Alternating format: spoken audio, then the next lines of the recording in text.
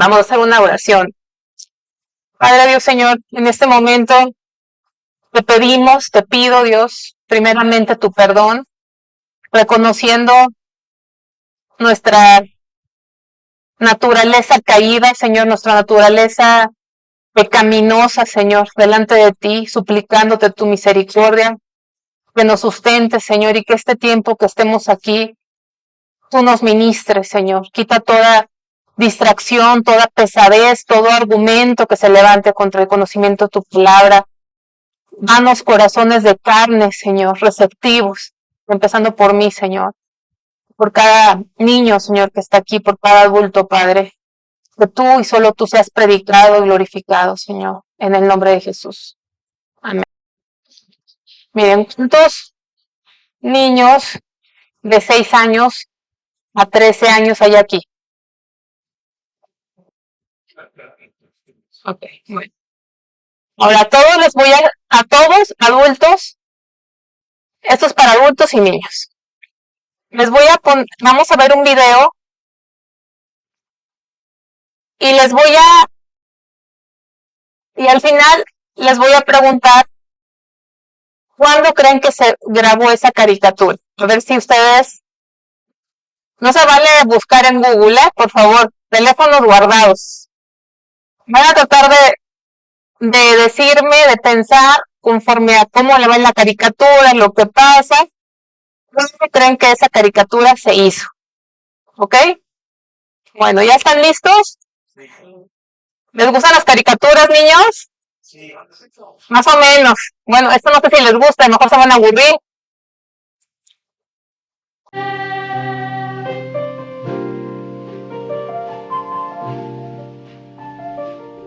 Creo que me está pasando algo raro, Linus. Ya viene la Navidad y no me siento como se supone debería sentirme. Creo que no entiendo la Navidad. Me gusta recibir regalos y enviar tarjetas navideñas y decorar los árboles y todo eso, pero no soy feliz. Siempre termino por sentirme deprimido. Charlie Brown, tú eres la única persona que conozco que puede convertir la época más maravillosa del año en un problema. Quizás Lucy tiene razón. De los Charlie Brown del mundo, tú eres el más Charlie Brown de todos.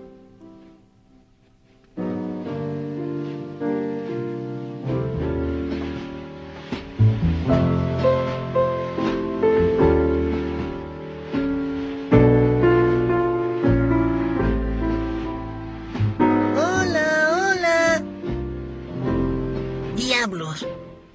Nadie me envió una tarjeta de Navidad hoy. Casi preferiría que no existiera la Navidad. Sé que nadie me quiere, pero ¿por qué debe existir la Navidad para recordármelo? Gracias por la tarjeta de Navidad que me enviaste, Violeta. Yo no te envié una tarjeta de Navidad, Charlie Brown. ¿No reconoces el sarcasmo cuando lo escuchas? A propósito, sé cómo te sientes con todo esto de la Navidad. Deprimido y todo eso. A mí me pasa todos los años. Nunca recibo lo que realmente quiero. Siempre me dan un montón de estúpidos juguetes o una bicicleta o ropa o cosas así. ¿Y qué es lo que quieres? Bienes raíces.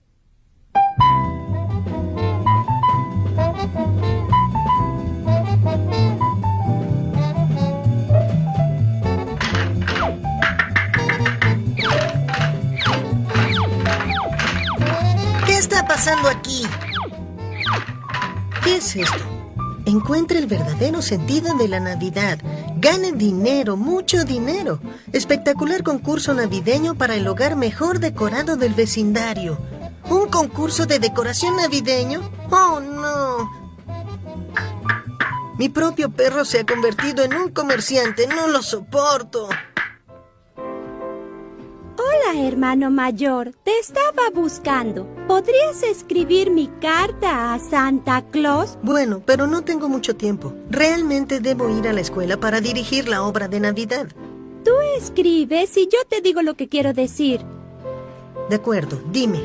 Querido Santa Claus, ¿cómo estás? ¿Pasaste un buen verano? ¿Cómo está tu esposa? Yo me porté especialmente bien este año, así que te anexo una larga lista de cosas que quiero. Oh, Dios. Fíjate bien en el color y la talla de cada pedido y tráeme tantos como te sea posible. Si te parece complicado, hazlo más fácil y mándame el dinero. ¿Te parece bien billetes de 5 y de 10,000? ¿5,000 y 10,000? Oh, no, incluso mi hermanita. Lo único que pido es lo que merezco. Solo quiero lo que me toca. Ya regresamos.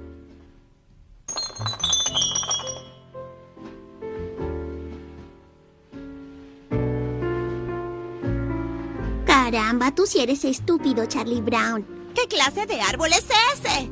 Se suponía que trajeras un árbol bonito. ¿Ni siquiera puedes distinguir entre uno bonito y uno feo? Les dije que no serviría. Él es el tipo de persona que no puede hacer nada bien. No sirves para nada, Charlie Brown. Absolutamente para nada. ¡Rayos! Nunca ha servido para nada, Charlie Brown. Pero esta vez te pasaste.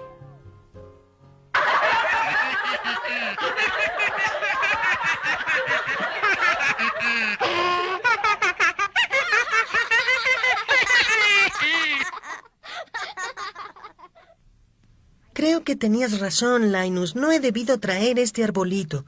Todo lo que hago es un desastre. En realidad no entiendo lo que es la Navidad. ¿Alguien lo sabe? ¿Alguien sabe de qué se trata la Navidad? Son muy jóvenes ustedes, a lo mejor. ¿Charlie Brown o no? ¿Cuándo creen que se hizo esta caricatura?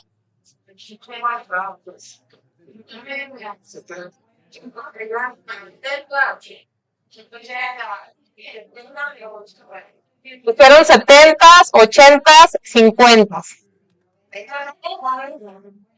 Pues sí, en los 70s. Este año se cumplen 60 de esa caricatura. 60 años de esta caricatura. Dura 25 minutos, pero le llegamos a 4 minutos y medio. Y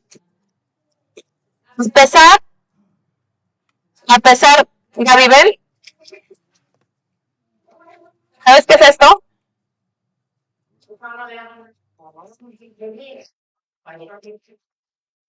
Por atinarle, casi, porque ya habían dicho 50, le voy a dar esto. No se te antoja. Pero te lo voy a dar. Pero te voy a dar con algo que te guste. ¿Saben qué es eso?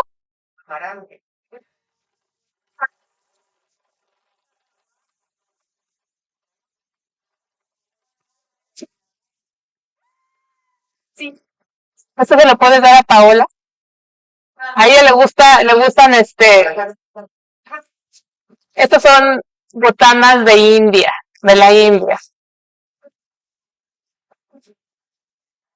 Ahí tienes que probarlo. El rato ya vas a hablar hindú. Bueno, más o menos ella latino como que se quedó pensando 50, 70, 80, pues 60. Bueno, latino. Pero yo quiero que piensen algo. A pesar que han pasado 60 años, ¿no creen que la situación es similar hoy? ¿O no? Hay más tecnología porque ahora nadie sale a ver quién escribió cartas. Ustedes sí saben, no, ya no te escriben cartas. Ya ni emails te mandan tampoco. Si acaso un WhatsApp ahí, ¿verdad? Con un monito ahí. Cuando es Año Nuevo, Feliz Navidad, ahí mandan algo. Pero pues es lo mismo, no tiene nada que ver con qué pasó realmente en Navidad. Por eso el niño Charlie Brown, al final, ¿qué dice? Que alguien me explique, ¿verdad? ¿De qué se trata Navidad? Porque él se sentía como frustrado, triste, se deprimía. ¿Quién de ustedes ha experimentado depresión en Navidad? Tristeza. Unos dicen, ¿usted, hermana? Uno les da tristeza para hasta después, cuando les llegan los estados de cuenta y todo lo que se gastaron, ¿verdad? Les da depresión después. Pero hay gente que en Navidad le dice, ¿saben por qué? Porque a veces no tenemos un ser querido con el que pasábamos la Navidad antes, ¿no? O hay muchos que la pasan solos.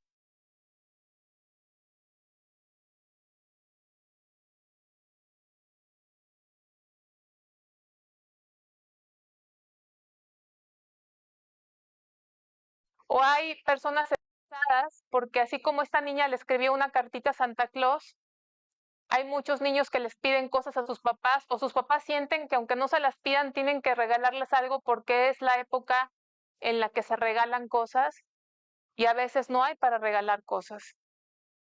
¿No les ha pasado a ustedes sentir presión de que mi hijo espera algo y no tengo dinero para darle? ¿Y cuántas cosas, cuánta gente roba? ¿Cuánta gente se deprime? ¿Usted por qué se deprime, hermana? ¿Lo puede decir? ¿O es secreto? No nos diga.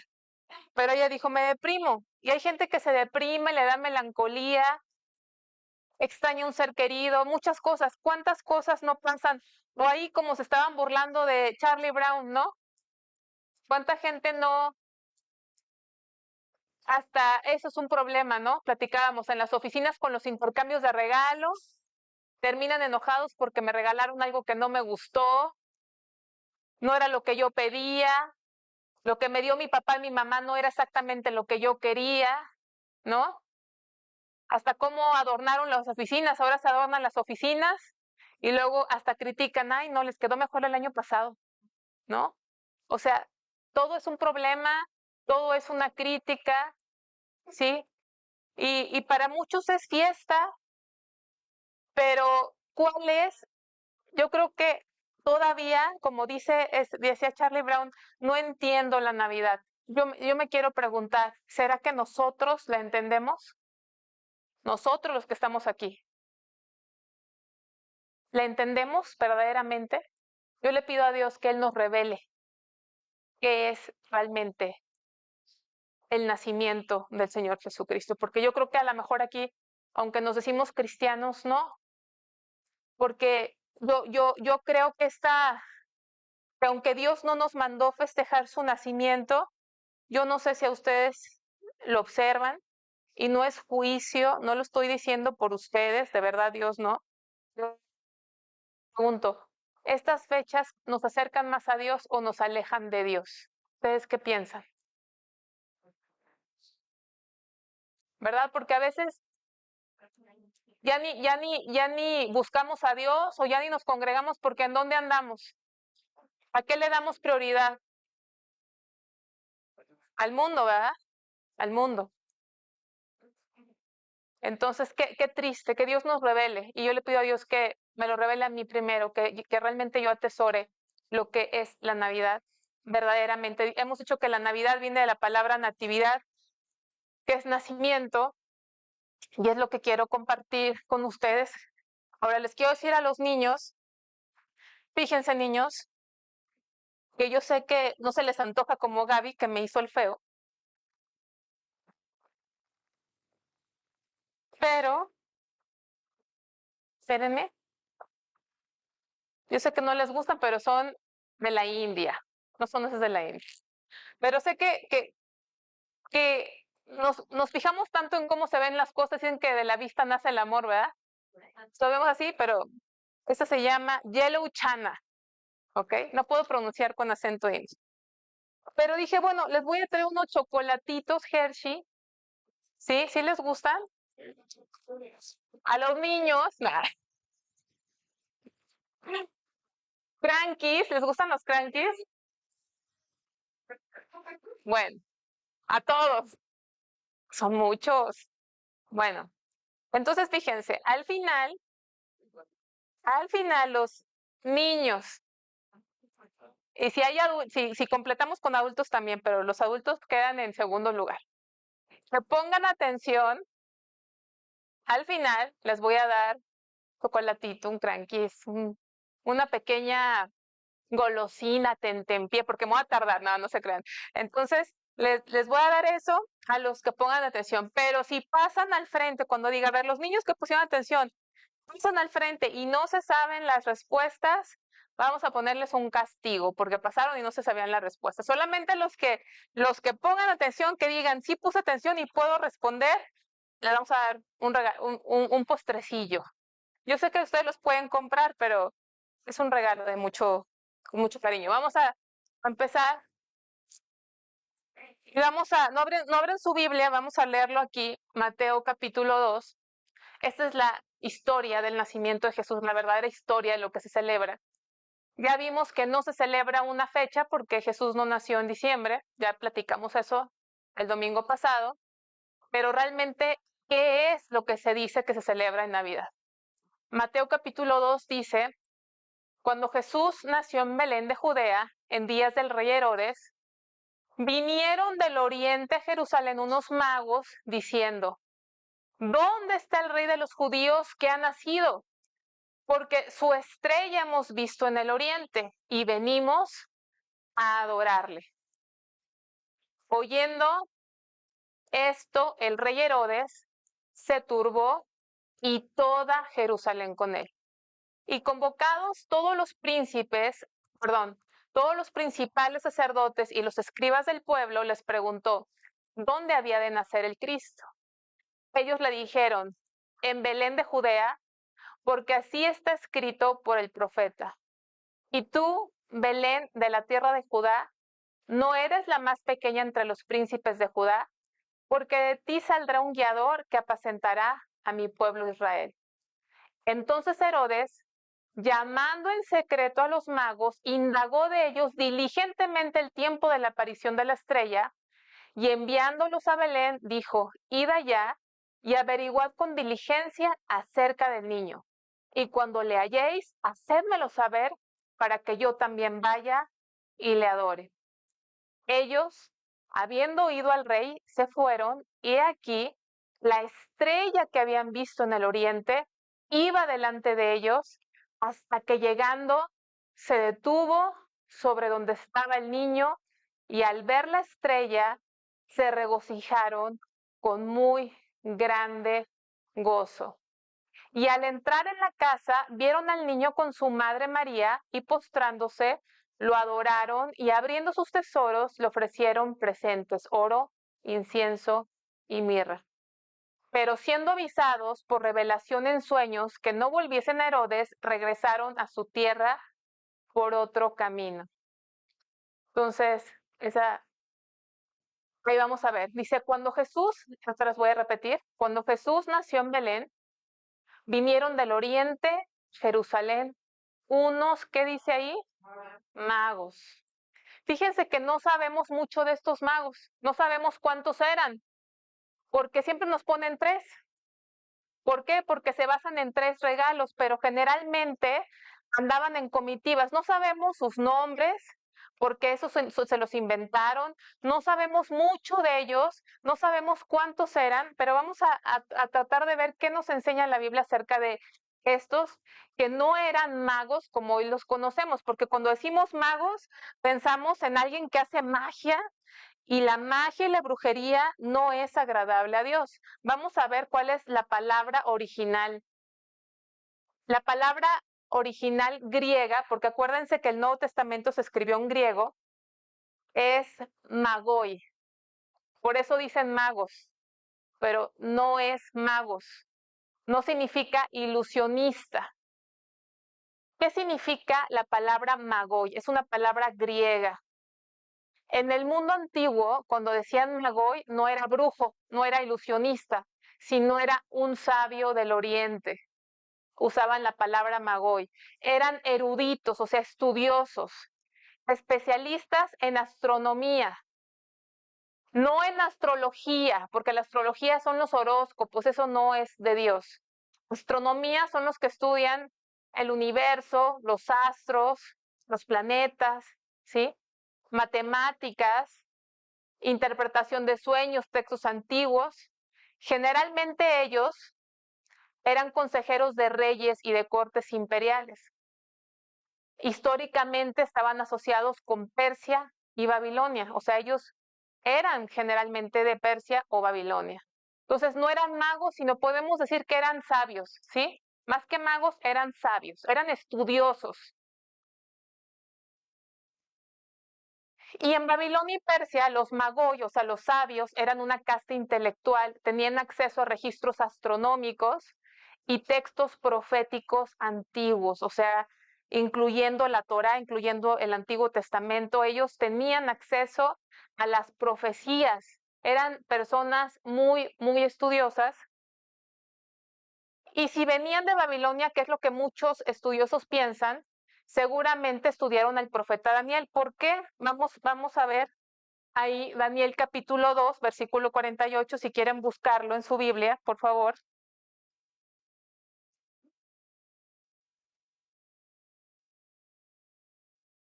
Cuando el profeta Daniel era hebreo, pero fue el tiempo en que la nación de Israel fue llevada cautiva a Babilonia. Estando Daniel, que era un joven en Babilonia, nos dice el versículo 48, que estando Daniel era un hebreo, nacido en la nación de Israel, pero fueron llevados cautivos, o sea, como esclavos a Babilonia por su desobediencia a Dios. Y estando allí en Babilonia, dice, entonces el rey engrandeció a Daniel y le dio muchos honores y grandes dones y le hizo gobernador de toda la provincia de Babilonia y jefe supremo de ¿quién? De todos los sabios de Babilonia, ¿sí? Como de todos los magos, de todos los magos, de todos los sabios. Todos los sabios de Babilonia estaban bajo la autoridad de ¿quién? De Daniel. Entonces podemos entender que muy probablemente estos sabios venían de Babilonia y como Daniel tuvo una gran influencia, no solamente en Babilonia, sino en el reino Persia, Medo-Persa, porque también le tocó vivir cuando el imperio Medo-Persa conquistó Babilonia, pues Daniel tenía mucha influencia y seguramente ellos conocían no solamente a Daniel, sino a otros profetas. Y es lo que sabemos de los magos. Ahora, la Biblia nos dice que vieron una estrella en el oriente. Y esa estrella, entendemos que esa estrella los guió porque dice, y aquí la estrella que habían visto en el oriente iba delante de ellos, hasta que llegando donde estaba el niño, que el niño ya no era un bebé, ya estaba en su casa, se detuvo esa estrella. O sea, era una estrella que resplandecía y que no nada más estaba ahí, sino que milagrosamente los fue guiando hasta donde estaba el niño. Ahora vamos a ver qué podemos saber de esa estrella, qué tipo de estrella era. Hay una estrella que se le llama supernova. ¿La han escuchado? ¿No? Una supernova es cualquier estrella, según lo que entiendo, cualquier estrella muy grande que llega al final de su vida. Cuando una estrella llega al final de su vida, ¿qué dice que pasa? Explota. Y esa explosión libera una luz enorme, tan brillante que puede verse desde muy lejos en el espacio. Es como si una estrella hiciera un gran destello final antes de apagarse. Porque era una estrella que no se perdía ahí. Ustedes en la noche cuando hay cielo estrellado, ¿les ha tocado ver cielo estrellado? Si ustedes seleccionaran una estrella, ¿creen que si ustedes siguieran caminando, seguirían sabiendo qué estrella vieron? ¿Sería, sí? ¡Ay! Sería muy difícil. Pero esta estrella era algo sobrenatural porque ellos avanzaron y avanzaron y avanzaron y era clara esa estrella porque esa estrella les iba indicando el camino. Entonces, una supernova no puede ser, porque una supernova es una estrella enorme que digamos que explota antes de morir, pero no guía a nadie, no camina. Un cometa. A lo mejor algunos han pensado, ¿qué tipo de estrella será? ¿Es un cometa? Un cometa es como una bola de hielo, polvo y roca que viaja por el espacio. Cuando se acerca al Sol, el calor hace que se forme una cola brillante como una estela de luz. Los cometas solo se ven por poco tiempo y siempre se mueven rápidamente en el cielo. O sea, ¿cómo es un cometa? Pasa de volada, ¿verdad? No pudo haber sido un cometa. Entonces, ¿Qué creen que fue esa estrella? Carmen, ¿tú te imaginas qué podrá haber sido? ¿Qué explicación le podemos dar a esa estrella? ¿Se te ocurre algo? ¿Alguien sabe qué fue esa estrella? Grace, ¿tú sabes qué fue esa estrella? ¿Te imaginas, no? ¿Fue algo milagroso? Estrella, Aster, significa estrella o luz en el cielo, algo que brilla, ¿sí? Estrella, algo que brilla en el cielo. ¿Qué será esa estrella? María de la Luz, ¿qué será esa estrella? A ver, ¿qué piensan? ¿Será la Shekinah? ¿Han escuchado de la Shekinah? La Shekinah es una palabra de origen hebreo que habla de la gloria de Dios. Vamos a ver algunos pasajes, a ver si podrá ser lo mismo. ¿Ustedes qué piensan? ¿Fue algo nuevo que apareció de repente en el Nuevo Testamento, nunca antes visto en la Biblia? ¿O fue algo que ya se había visto en la Biblia?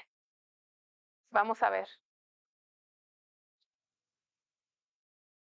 La palabra original dice, bueno, esa se me quedó la diapositiva anterior.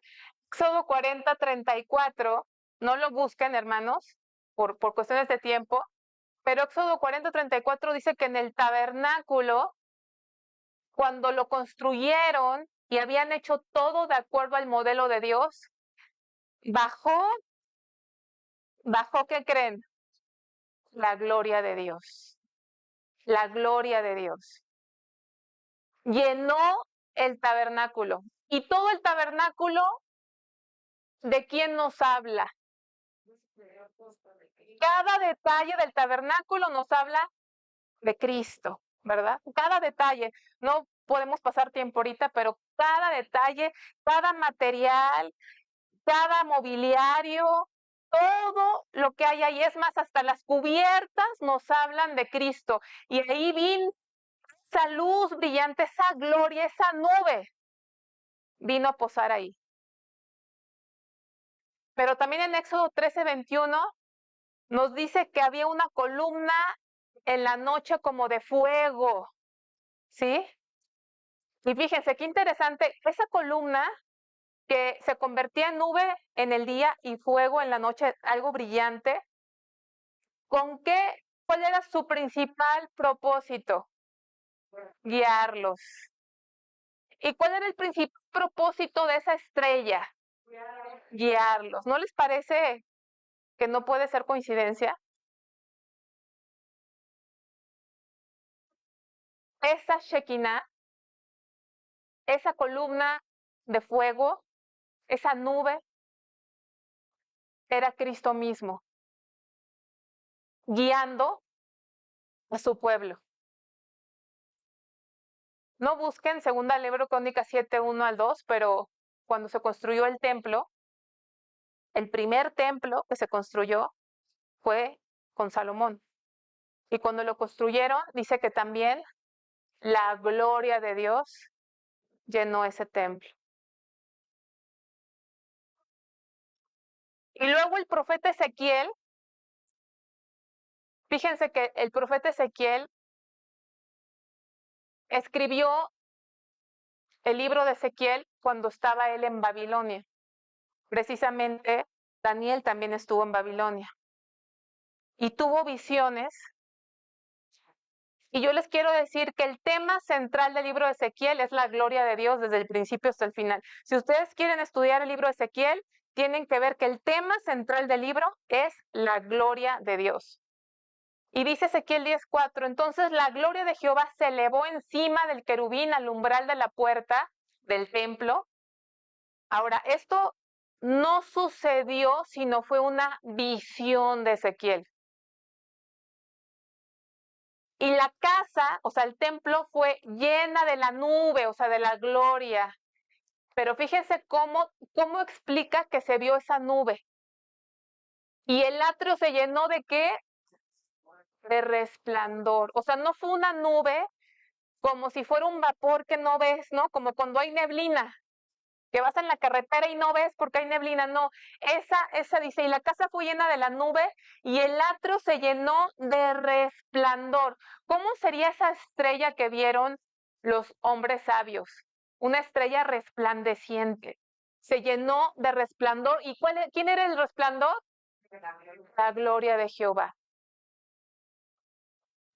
Y después dice Ezequiel 10:18, entonces la gloria de Jehová se elevó encima del umbral de la casa y se puso entre los querubines. Porque fíjense algo que pasa en el libro de Ezequiel. El libro de Ezequiel nos narra cómo la gloria de Dios dejó el templo.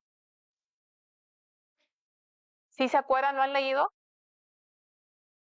Ezequiel ya está cautivo en Babilonia. Y cuando los llevaron cautivos a Babilonia, el rey Nabucodonosor, ¿saben qué hizo con el templo? ¿Qué hizo con el templo el rey Nabucodonosor? Lo destruyó. Pero Dios le está revelando a Ezequiel que el rey de Babilonia destruyó puro cascajo, destruyó pura piedra. ¿Por qué? Porque la gloria de Dios ya se había ido. ¿Sí? ¿Por qué se había ido la gloria de Dios? Por el pecado, ¿sí? Por el pecado. Y sigue diciéndonos el libro de Ezequiel. Fíjense, estamos en el 10:18, vamos a avanzar al 11. Y la gloria de Jehová se elevó de en medio de la ciudad y se puso sobre el monte que está al oriente de la ciudad. O sea, está describiendo Ezequiel cómo la gloria de Dios abandona completamente el templo, la ciudad se va, esa presencia de Dios por su pecado. Pero han escuchado que el evangelio, ¿qué significa evangelio? Y saben, cuando daban la noticia del nacimiento de Jesús, decía, les traemos buenas nuevas, ¿de qué? De gran gozo, de gran gozo. Que esa gloria que abandonó el templo, que abandonó aparentemente a su pueblo, esa gloria volvió a aparecer. ¿Sí lo están viendo? ¿Están viendo quién era la estrella? Era Cristo mismo. Era la estrella. Era la gloria. Esa gloria que se fue, regresa a habitar en medio de ellos. Esa estrella. Dice, y aquí se les presentó, ya no son los hombres sabios, ojo, son los pastores. Pero a los pastores también nos dice, y aquí se les presentó el ángel del Señor y la gloria del Señor los rodeó ¿con qué? Con un resplandor. Con un resplandor. ¿Quién era? Era Cristo mismo. Pero ¿cómo está Cristo ahí y el bebé en otro lado? Porque Él es Dios.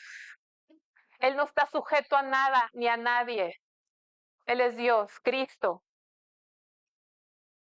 Y luego esa misma estrella, esa misma gloria que no le hace justicia a la imagen, era la que iba guiando a este grupo de pastores. Y dice Juan 1:14, y aquel verbo,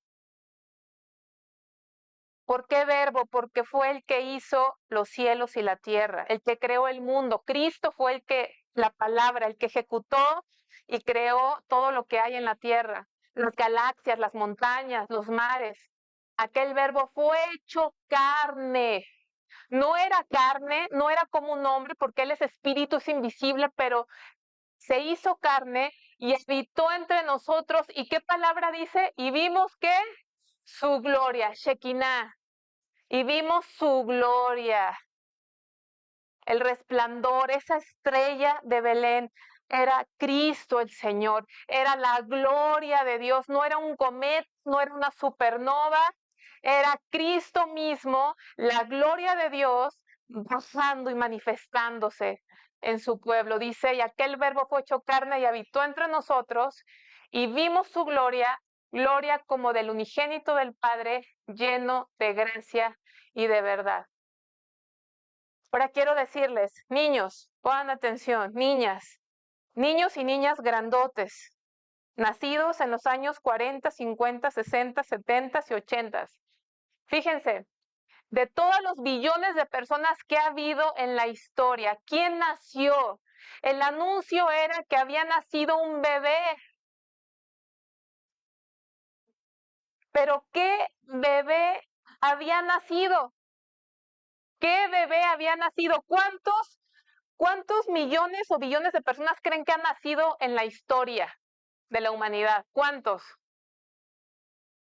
Muchos.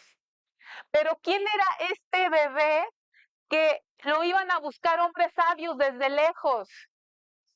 ¿Quién era este bebé que había nacido? ¿Quién era este bebé que Herodes, el rey de Judea, lo quería matar? Sentía muchos celos porque él quería ser el rey y sentía que un bebé le iba a hacer la competencia. ¿Quién era ese bebé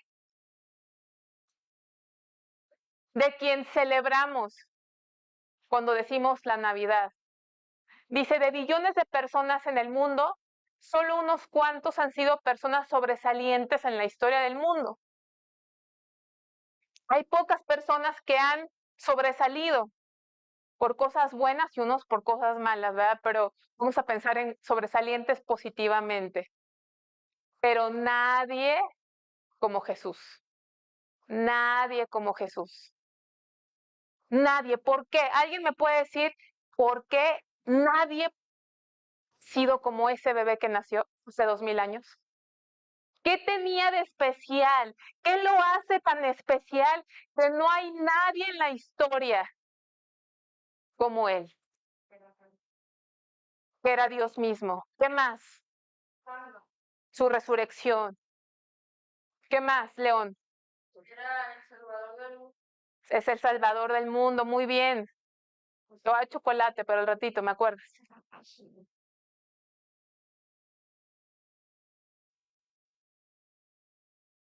Él dividió la historia. León, ¿tú sabes cuando pones los años en tu escuela, sí sabes qué significa A.C y D.C? Después de Cristo, ¿sí? ¿Todos saben qué es eso? ¿Hubo alguien que dividiera la historia así? Aunque muchos no creen en Cristo, no pueden evitar. Todos los libros de historia dicen antes y después de Cristo, no antes y después de Mahoma, antes y después de Cristo. Y eso les rechoca a los ateos, antes y después de Cristo. Te guste o no, la historia se partió en dos. Cuando el Rey de los cielos vino a esta tierra. Cada palabra de Jesús ha sido registrada, cada palabra registrada de Jesús ha sido estudiada, analizada, discutida, criticada, ¿sí o no? ¿Hay algún hombre que cada palabra que haya dicho se estudie, se discuta, se escudriñe, se verifique, se trate de ir en contra, de criticar o de decir a favor? ¿Hay algún hombre en esta tierra que esté sometido cada palabra que ha dicho a todo este estudio? ¿Pueden pensar en alguien? No.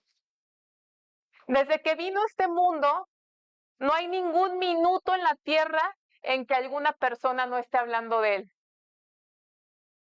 Hermanos, vamos a salir de aquí, del servicio, y en muchas partes se está hablando de él. A mí me ha tocado irme a sentar a un restaurante y escuchar en otra mesa hablando de Cristo. Me ha tocado ir a algún lugar y ver personas en Estados Unidos muy seguido, ¿saben? Predicando públicamente a Cristo. En todo el mundo, en los lugares más lejanos, Cristo se predica. No hay ningún minuto en la tierra en donde Cristo no se ha predicado.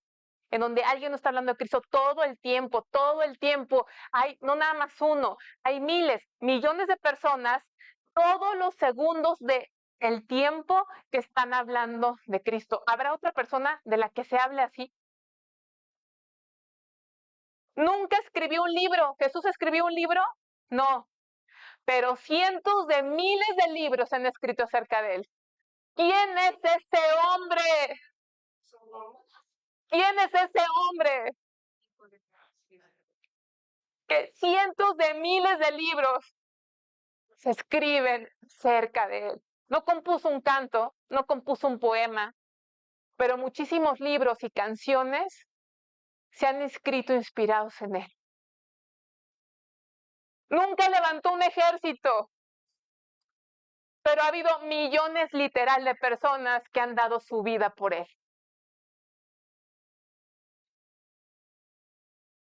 Él nunca viajó por el mundo, ¿saben? Nunca viajó lejos de Belén, nunca. Siempre estuvo en pocos kilómetros a la redonda de Belén. Pero su influencia hoy está en los 4 cabos de la tierra. No hay un espacio en el mundo donde no llegue su influencia. ¿Qué hombre pueden decir que puede ser como él? Él solo le habló a pocos millares de personas, pero en la actualidad millones de personas escuchan su mensaje. Jesús no tuvo educación formal, fue humilde, fue un hijo de un carpintero. Hoy las universidades, las escuelas, la mayoría de los libros de texto se han centrado en él. Los libros que hablan de liderazgo, de mercadotecnia, de derecho, todo tiene Jesús algo que ver. Jesús fue anunciado antes de nacer.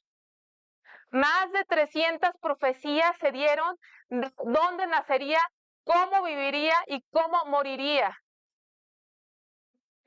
Y mucha gente puede decir, es patrañas. No, no es patrañas, porque ¿saben qué? Hubo un hallazgo. Hubo un hallazgo que se le conoce como los rollos del Mar Muerto, donde encontraron los rollos de Isaías, de ciertos profetas. Y arqueólogos y eruditos comprobaron que esos rollos se habían escrito antes de que Jesús naciera. Búsquenlos, busquen en Google los rollos del Mar Muerto. Esa es una evidencia. ¿Saben de qué es una evidencia? Pues si alguien pudo haber dicho, pues ahí inventaron la Biblia y contaron lo que ya había pasado, ¿sí? Ya nació Jesús, ahora vamos a decir que ya se había dicho que iban a nacer en Belén. Ahora vamos a contar que ya habían dicho que iban a ser de una virgen. No. Al encontrar esos rollos, quedó constatado que nadie pudo haberlos escrito después. Y se cumplieron más de 300 profecías en Jesús. Jesús no dijo, yo conozco la verdad. Es el único que ha dicho, yo soy la verdad. Muchos líderes religiosos murieron.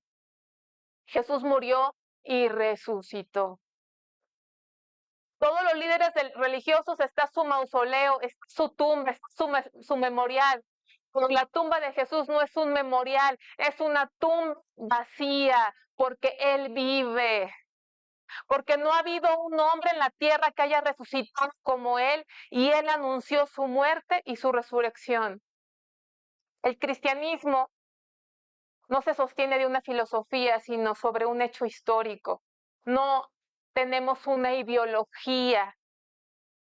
Nuestra fe está en un hecho real. Jesús vino a la tierra y la historia lo comprueba. Tan es así que la historia se dividió antes y después de Cristo. No es un invento. Él existió y sobre su muerte y su resurrección se basa nuestra fe. Jesús cambió personas, no solo ideas. Él es la imagen del Dios invisible. Vamos a Colosenses 1:15.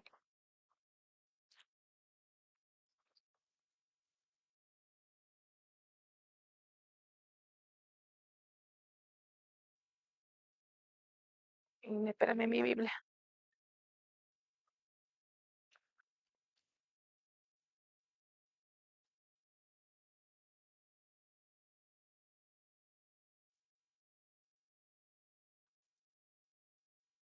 Amén, amén.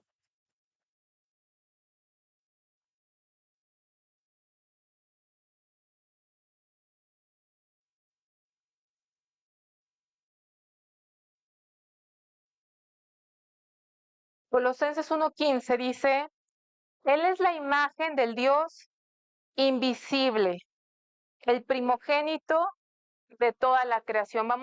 Ahí lo corté, pero Él es la imagen del Dios invisible. Neri decía, ¿qué tiene de especial ese nacimiento?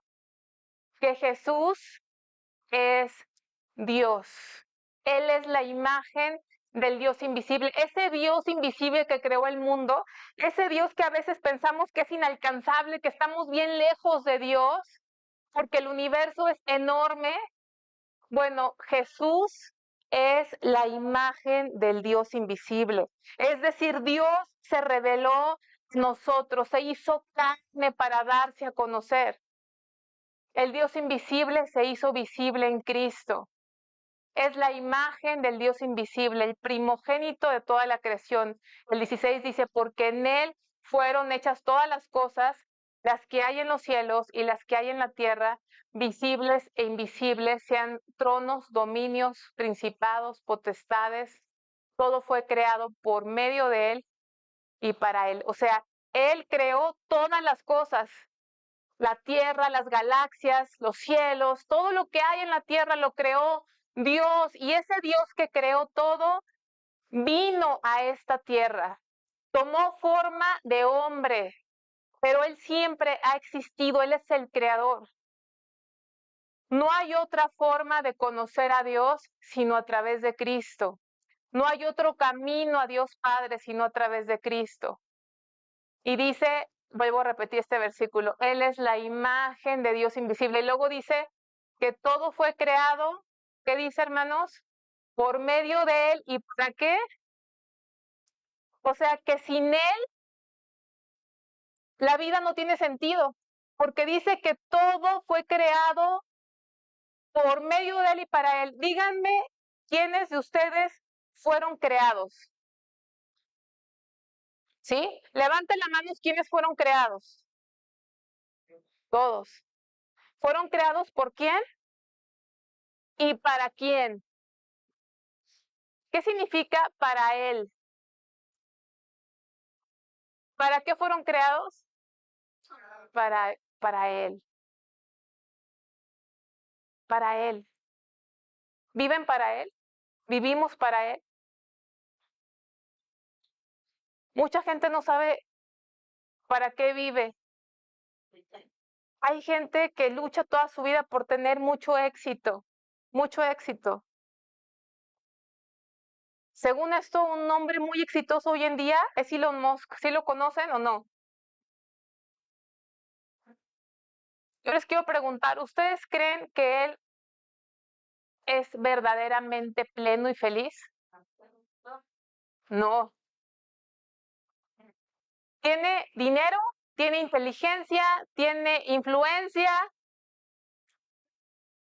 Qué difícil es tener todo, el hombre más rico, que es muy inteligente y que la gente le hable y quiere su opinión allá y que donde quiera que va, y está Elon Musk, que es muy inteligente, es un tipazo, pero dentro de él hay un vacío, porque no puedes sentir la plenitud hasta que entiendas para qué fuiste creado, para Él, para Dios, para Dios. De tal manera, hermanos, que cuando llegan las fiestas de Navidad y nos decimos creyentes, tenemos que acordarnos para quién fuimos creados, para Él. Y lamentablemente a veces Él sigue siendo despreciado. Fíjense, ¿saben quién es Él? El que está acostadito.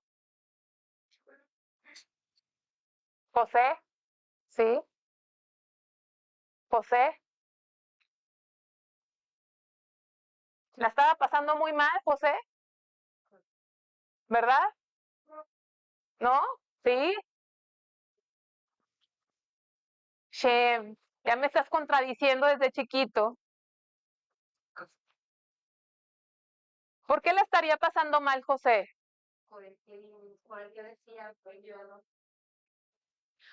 Porque podían apedrearlos a su esposa, ¿verdad? A su prometida, porque estaba embarazada y él no sabía qué hacer y estaba angustiado.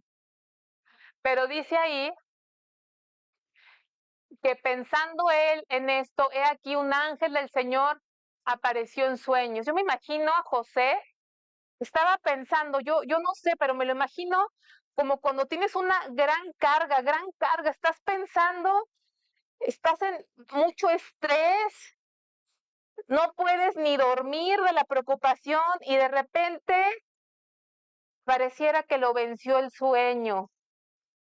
Pero ese sueño en el que cayó mientras pensaba, ¿y ahora cómo le voy a hacer? ¿Cómo? De repente se quedó dormido.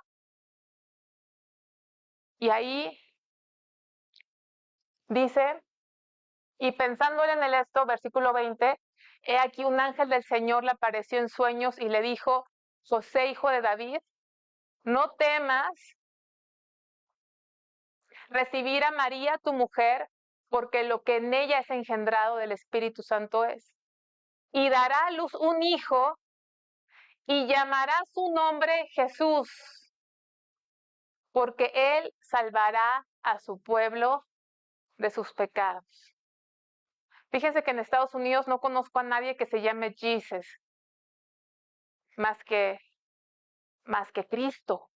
A él nada más le dicen Jesus, ¿verdad? Jesus.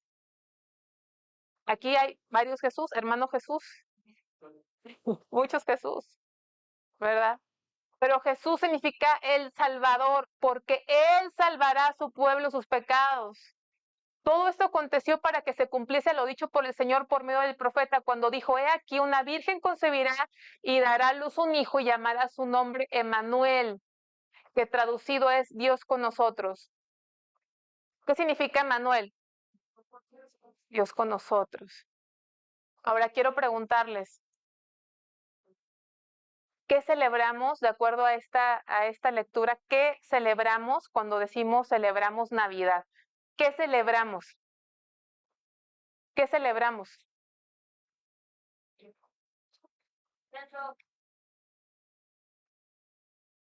Puede haber dos cosas aquí. ¿Qué celebramos?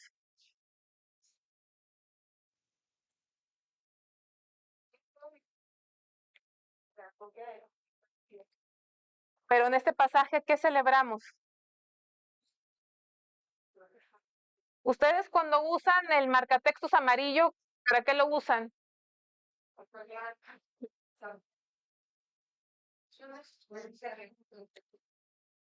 La salvación. ¿Y de qué nos salvó? De la ira de Dios, pero también de qué nos salvó.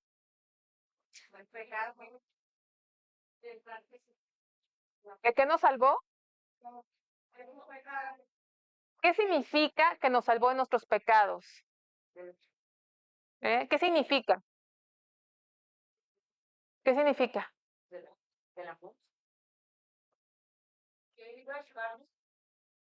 Bueno, que nos perdonó nuestros pecados, ¿verdad? Que nos libró de la consecuencia de nuestros pecados, que es la muerte eterna, que es el infierno. Pero yo les quiero decir una cosa, no significará también, a ver, les voy a preguntar, ¿qué piensan? ¿No estará incluido en ese salvar a sus pueblos de sus pecados? Que cuando Dios nos salva, nos da el poder de ya no vivir pecando. ¿Qué creen ustedes? ¿O nada más nos salvó del infierno? Cuando yo leo que nos salvó de nuestros pecados, yo creo que Dios nos libró de la ley del pecado que estaba en nosotros.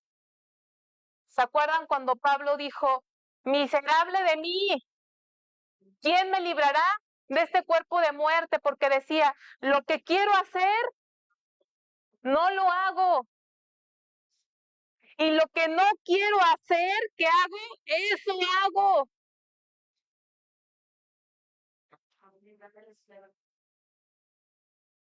¿Nos salvará su pueblo de sus pecados? Y un ejemplo, y ese es un vicio y es un pecado, pero hay muchos pecados, hermanos, muchos.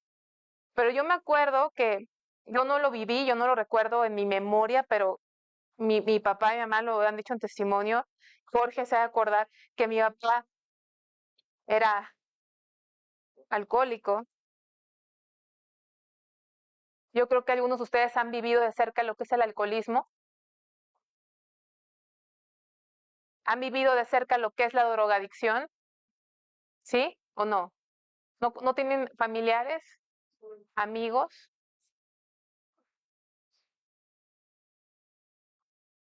Qué duro es no poder dejar eso.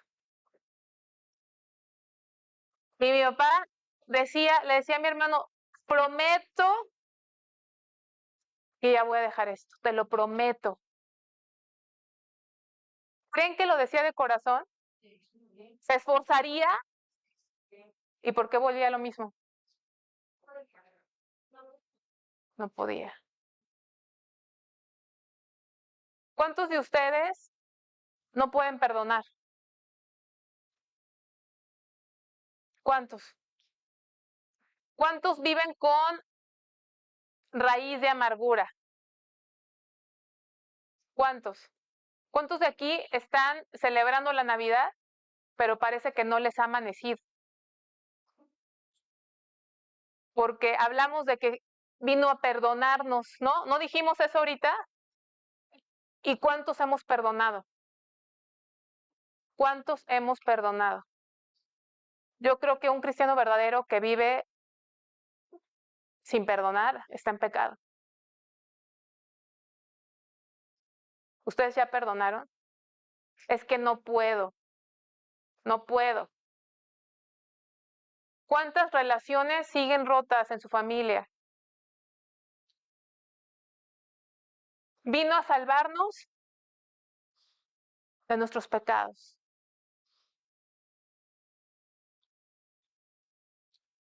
Hermanos, si no hemos experimentado vivir libre de pecado, ¿qué estamos celebrando? ¿Qué estamos celebrando? Es que tú no has vivido lo que yo he vivido. No ha habido una persona que ha sufrido más injusticia que ¿saben quién? Que Jesús. ¿Y qué dijo en la cruz? Perdónalos. No me veas a mí, velo a Él. Él nos dejó ejemplo. Yo creo una cosa, hermanos, si nosotros no experimentamos, no quiere decir que ya veniste a Cristo y vas a ser perfecto al otro día. Es un proceso, ¿verdad? Es un proceso. Pero yo creo que si como cristianos no hemos experimentado ser salvos de nuestros pecados, entonces no nos ha nacido ese Salvador. Porque entonces, ¿saben qué? Yo creo que viviríamos una religión ustedes. Y pues si es una religión, pues no importa si es la verdadera religión o es la falsa. Porque no fuimos llamados a una religión, fuimos llamados a una nueva vida, porque un niño nos es nacido. No es una religión, porque Él salvará a su pueblo de sus pecados. Hermanos, no nada más nos salvó del infierno, no nada más nos salvó y nos perdonó, sino que nos quiere librar de nuestra naturaleza caída, de orgullo, de falta de perdón, de lascivia, de gritería, de inmundicia, de avaricia, de flojera. ¿Cuánta gente cristiana no somos flojos? ¿No es una atadura esa? ¿Sí? Levantarte a las 10 de la mañana, a las 11 de la mañana. ¿No te podrá librar Dios para que seas una persona que se levante a orar? ¿Cuántas cosas Si no lo experimentamos, entonces son palabras, nos juntamos a una doctrina, nos juntamos a una ideología, pero para mí esto es verdad. Y dice, y llamará su nombre Emmanuel, Dios con nosotros. ¿Por qué eran sabios esos hombres? No solamente porque estudiaban las escrituras, las profecías, sino ¿saben por qué eran sabios? Más que nada, más que porque eran estudiosos y eruditos, ¿saben por qué eran sabios? Porque fueron ¿a qué? A adorarle. Y venimos a adorarle.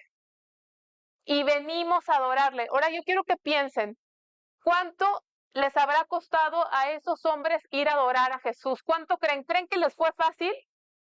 A ver, ¿por qué no fue fácil? Iban caminando, mucha distancia. Los hombres sabios fueron a adorar a Jesús en medio de gran dificultad.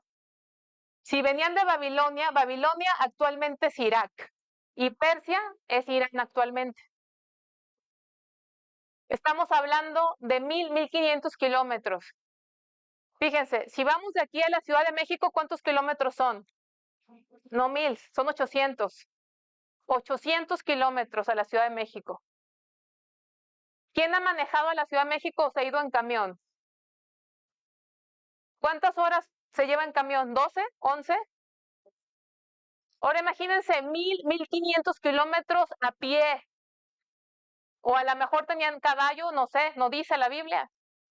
Pero a lo mejor iban en caravanas como una comitiva, pero no podían viajar a más de 20 kilómetros por hora. ¿Y saben qué? A veces llevaban esas comitivas y saben que en las carreteras, así como aquí en México pasa, ¿saben qué pasaba en las carreteras, en los caminos? Asaltos, era peligroso, era peligroso. Estamos hablando que para ir a ver al niño, al rey, ¿cuántos días creen que pasaron? Años no, pero meses sí. Meses, meses, meses. ¿Y saben qué? Su vida estaba en riesgo. Porque el rey Herodes, que odiaba al niño Jesús y lo quería matar, les llamó hipócritamente, ¿se acuerdan? Y les dijo, cuando lo encuentran, díganme dónde está para irle a adorar, pero ¿qué quería? Y Herodes estaba trastornadísimo. Mató a sus propios hijos, Herodes, qué loco. ¿Qué creen que les iba a hacer a ellos? Los iba a matar. Entonces, estaban arriesgando su vida. ¿Creen que fue barato hacer ese viaje, hermanos? ¿Creen que fue barato?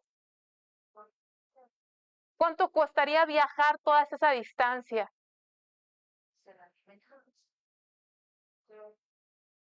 Mira, ya es experta en finanzas antiguas. Alguien dijo 2 lingotes de oro. Viajaron mucho, invirtieron tiempo, recursos, esfuerzos, porque valía la pena. Peligro de muerte. Ahí vemos que Herodes mandó matar a los niños. Y les quiero decir, hermanos, ¿nos parecemos a los sabios? Yo les voy a decir, ¿cuánto nos esforzamos por venir a adorar al Señor cuando somos llamados a estar aquí? ¿Cuánto? Siempre tenemos algo, ¿verdad? La lluvia, el trabajo, algo. Y no los quiero, yo no les quiero hacer sentir mal, simplemente, y no necesitan venir aquí, pero somos un cuerpo en Cristo. Somos un cuerpo en Cristo. Pero yo quiero que comparemos la dificultad de ellos con nuestras dificultades para buscar a Dios. Eran sabios porque fueron a adorarle. Fíjense que algo vamos terminando, algo que me intriga de aquí. Dice, oyendo esto el rey Herodes se turbó y toda Jerusalén con él, cuando oyeron que había nacido el niño y que ellos iban a adorar. Dice, y convocados todos los principales y sacerdotes y los escribas del pueblo, les preguntó dónde había de nacer el Cristo. Ellos le dijeron, en Belén de Judea, porque así está escrito por el profeta. ¿Saben qué me llama la atención? ¿Saben quién eran los sacerdotes? ¿Quiénes eran los sacerdotes?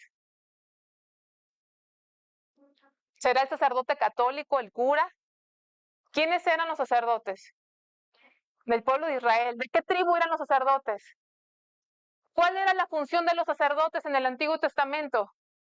¿No estaban dedicados a qué? Al ministerio.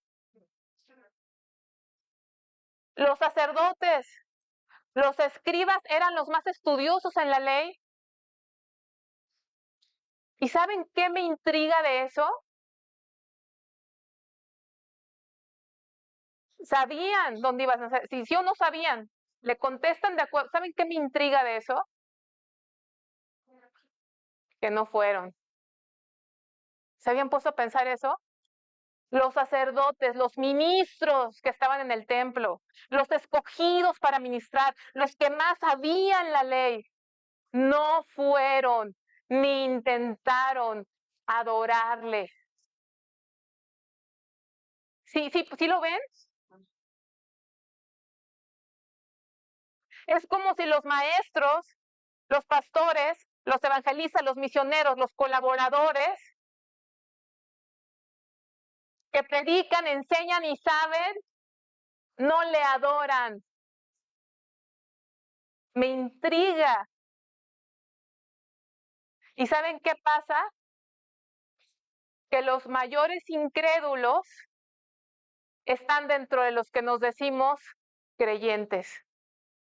Sabemos, decimos, pero no vamos a adorarle. No nos hemos rendido a Dios. Mientras algunos estaban cerca, no lo buscaron. No lo busquen, hermanos, pero en Daniel 9, la del Mesías.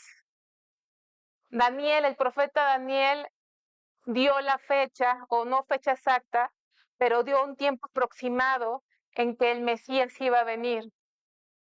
Y en la profecía dice que iba a venir después de la restauración de Jerusalén. Y eso ya había pasado. ¿Cuándo fue la restauración de Jerusalén? Con Zorobabel, con Nehemías y con Esdras. Ya había pasado. Ya había pasado la restauración, faltaba que viniera el Mesías y en esos tiempos había mucha inquietud. La gente sabía que ya iba a nacer el Mesías. ¿Cómo buscaron estos sabios a Cristo? ¿Cómo lo buscaron? ¿En las qué? En las Escrituras. Y dice que cuando vieron la estrella se regocijaron con muy grande gozo. O sea, había un deseo. Luego le dieron 3 regalos: oro, incienso y mirra. El oro habla, se le da a la deidad, al rey. Ellos no veían a un bebé nada más, sino ¿a quién veían? A un rey. Fueron a rendirse al Rey de Reyes. Fueron a disponerse a quien querían que gobernara sus vidas. Incienso. El incienso se usaba para adorar en el tabernáculo. Y cuando ellos le llevaron incienso, estaban reconociendo esa imagen, no sé qué imagen poner, pero esa imagen traté de expresar la deidad. Al llevarle incienso, estaban reconociendo que ese bebé era ¿quién? Dios. Porque el incienso se usaba para adorar a Dios. Le llevaron oro porque se rindieron ante un rey. Le llevaron un incienso porque reconocían que él era Dios. Pero lo más raro de los regalos es que llevaron mirra, que era una especia, que se usaba para embalsamar cuerpos de muertos. Díganme, ¿quién le lleva eso a un bebé? ¿Quién le lleva mirra que es amarga y se usa para preparar cuerpos muertos? ¿Quién le lleva eso a un bebé? Es como si que te invitaran a un baby shower y llevaras un ataúd. Así era. ¿Por qué llevaron mirra? Porque ese niño nació para morir voluntariamente por nosotros. ¿Cómo sabemos si tenemos un encuentro verdadero con Él, con el Rey? ¿Qué le hemos dado al Señor, hermanos? Ellos fueron a adorarle y no fueron con las manos vacías. Ningún centavo, peso, dólar, posesiones materiales, tu vida, tus talentos que le des a Dios va a ser en vano. Él los merece, Él es Rey. Ninguna adoración, sacrificio de alabanza, canto a Dios, tu corazón a Dios. Mirra, nos recuerda su muerte. Hermanos, ¿saben que nunca en la iglesia primitiva se celebraba el nacimiento? Lo que Dios nos ordenó fue celebrar su muerte, su muerte. ¿Cuántos vienen al llamado para la Santa Cena, hermanos? Yo les invito a que reflexionen en ese mandamiento, porque les voy a decir una cosa. Si ese niño hubiera nacido pero no hubiera muerto, nada, o más bien todo, hubiese sido en vano. Si ese niño no hubiese muerto, hermano, tú y yo estaríamos muertos en delitos y pecados. Si ese niño no hubiera muerto, tú y yo estaríamos caminando hacia el infierno para siempre. Pero porque Él murió, es que nosotros tenemos vida. ¿Cómo saber si verdaderamente tuvimos un encuentro con Él? Dice que ellos, después de ver al niño, regresaron a su tierra por otro camino. Si realmente hemos visto al niño, si realmente que no es un niño, si realmente hemos visto a Jesús, a Cristo, nuestra vida tiene que andar por otro camino. ¿Cuál camino? Cristo. Él es el camino, la verdad y la vida. Alguien que tuvo un encuentro con Dios no puede seguir igual. No puede seguir igual. Ernesto, tú has venido a la congregación, no me contestes. Pregunta es, ¿has tenido un encuentro con Dios? Hermanos, hermano Jesús, no me conteste, porque luego contestamos a la ligera. ¿Ha tenido verdaderamente un encuentro con Dios? Yo me pregunto, ¿he tenido un encuentro con Dios? Porque podemos celebrar muchas Navidades y saber que la Saturnalia y esto y les predicamos, pero realmente hemos tenido un encuentro con Dios. Hemos visto su gloria, hemos visto su luz.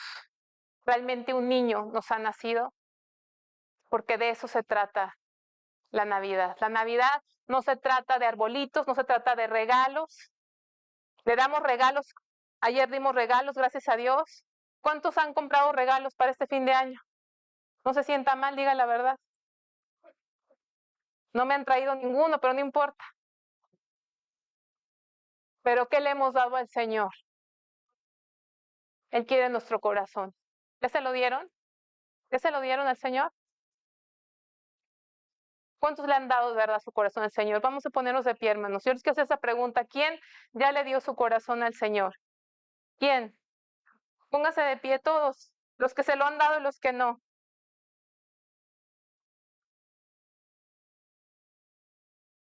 ¿Quién realmente puede decir, mi corazón es del Señor? O sea, ya se lo di, vivo para Él, vivo para Él. No soy perfecto, pero vivo para Dios. ¿Quién, hermanos? ¿Quién? Amén, hermano Manuel. ¿Quién le quiere dar su corazón a Dios? Verdaderamente. Dénselo verdaderamente. Dénselo. Rindámonos. Rindámonos. Rindámonos al único que es digno. Nos ha amanecido, seamos luz en estas fechas. Seamos luz ahí en nuestra familia. Que realmente prioricemos a ti, no la fiesta. Que te prioricemos a ti y no a nuestra familia, Señor, porque tú estás encima aún de nuestra familia, Señor. que tú seas el centro verdaderamente, Padre. Y si aún necesitamos quedarnos en casa, Dios, ahí contigo que lo hagamos, porque tú eres primero que todo lo demás, Señor. Padre, y a medida que te pongamos en primer lugar, tú te vas a encargar de todo lo demás, Señor. Padre, te pido por los niños, Señor. Yo no sé, Padre, si entendieron, pero también sé que tu palabra no regresa vacía, Señor. Y yo no confío en su capacidad de entendimiento, sino confío que tu palabra es eficaz, Señor Padre Celestial. Confío que tu palabra es vida y que tú les has de dar vida espiritual, Señor. En el nombre de Jesucristo, Dios. Amén.